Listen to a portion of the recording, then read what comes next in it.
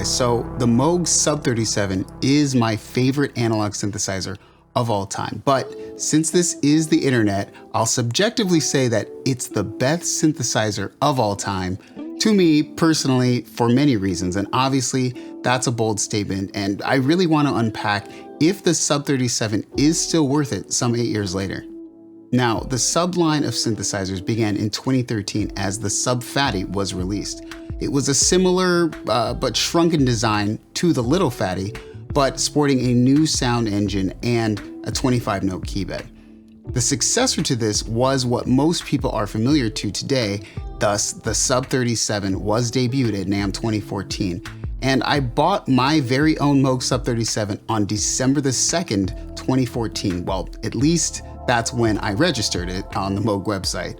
So I actually traded my trusty Moog Little Fatty for it at a local guitar center. And looking back, it was one of the best synth decisions of my life. Real quick, a little history about the Fatty line. So the Moog Little Fatty came out in 2006, and its design was conceived in part by Robert Moog himself.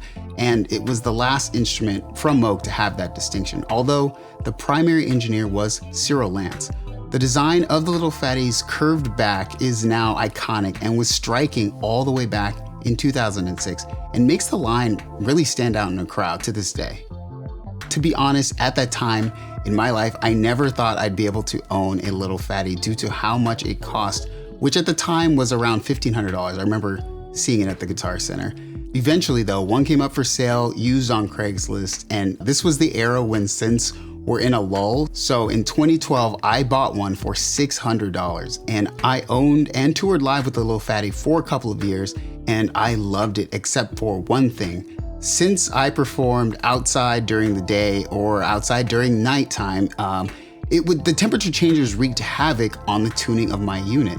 Some people said they didn't have this issue, but I absolutely did, which caused major stress, so I was literally running up to the stage just to plug in the Little Fatty first thing before our set. Since then, I've owned a Slim Fatty, a Voyager, a Minotaur, and 2 Moog Mother 32s, yet the Sub 37 has remained. So the Sub 37 Tribute Edition was the first Moog synthesizer in over 30 years to play more than one note at a time, and imagine if that was the selling point of your synthesizer, more than one voice. That in itself was huge. It's a 2-note paraphonic synthesizer with 2 looping envelopes, 2 fully programmable modulation buses. You can change the filter slope right on the front panel. You got the multi-drive knob, feedback. It can add a tremendous grit to any sound.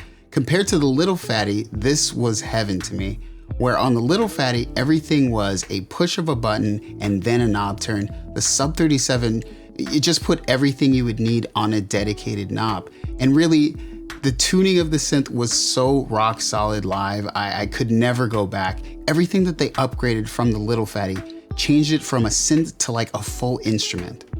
Now, only true old school Sub 37 owners are going to remember this, but remember when the Sub 37 truly came into its own with firmware version 1.1. And when this was released, it was a huge update for the Sub 37. Now, much of the updates surrounded the sequencer and truly transformed it into a hands-on live instrument. It allowed you to use the preset buttons as step edit buttons. You could add swing, it could act as a phrase sampler. They also updated the CV inputs to be variable. So if you had a modular or an expression pedal, you could modulate any parameter on the Sub 37 using CV, while also being able to use an external sequencer to drive any CV value.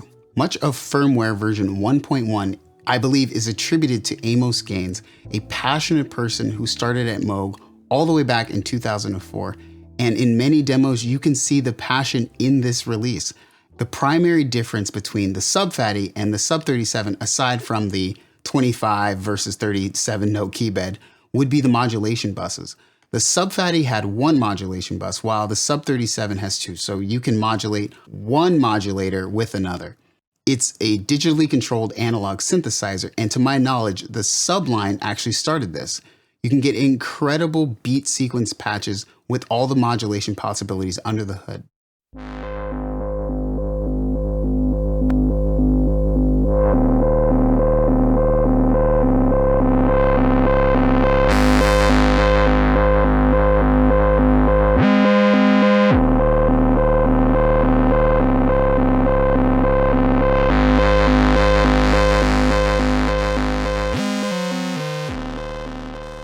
Now also, the main criticism that used to be thrown around very early on was that the Sub 37 sounded sterile or not as organic as the Little Fatty. So here's my take.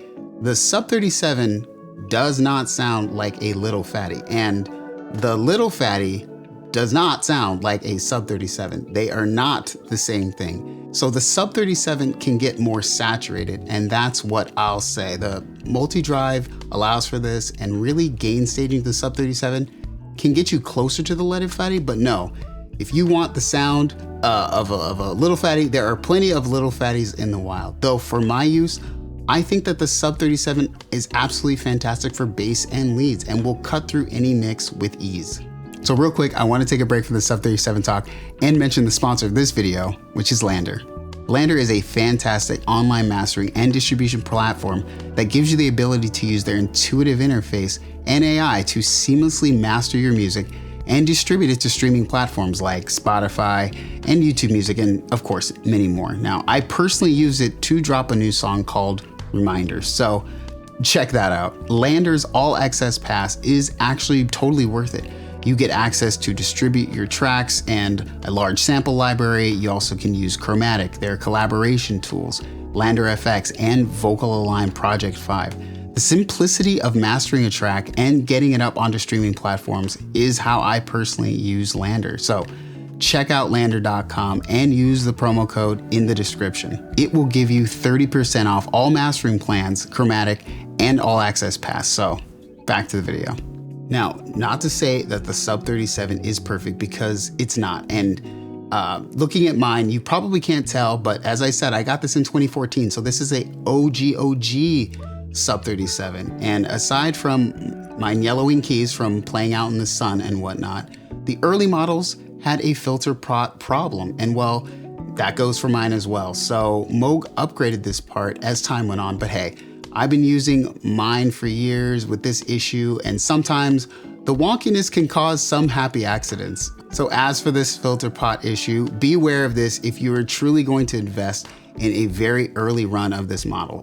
One thing I'll say, and it's fully my opinion, I don't really like the factory presets, I guess, on the old version. And obviously that's nitpicking. But so many of the presets are like super wild and showing off like what the synth can do, and they're just not very practical. So yeah, you've got to make your own, but I guess that's what a synth is for, synthesizing your own sounds. So what are the alternatives to the Sub 37 after 8 years? Well, there are actually a lot now, and that makes the choice much different now than in 2014. So there's like the Korg monologue.